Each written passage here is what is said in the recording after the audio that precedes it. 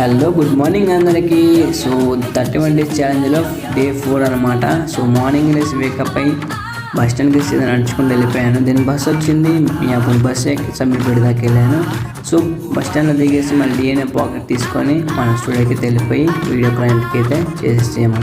Then ఇది క్లయింట్కి send చేసాము, నచ్చిందన్నారు. దెన్ నెక్స్ట్ మన లాగిన్ అయ్యి లాగ్ ఆఫ్ అయ్యి నెక్స్ట్ మనం అమీర్పేటకి అయితే వచ్చేసాము. అమీర్పేట నుంచి మెట్రో ఎక్కి మియాపూర్ స్టార్ట్. ఇంటికి వచ్చేసి పెరిగనం తినేసి మళ్ళీ సెకండ్ షిఫ్ట్కి స్టార్ట్ అయినాను. ఈ వీడియో చూడండి ఒకసారి.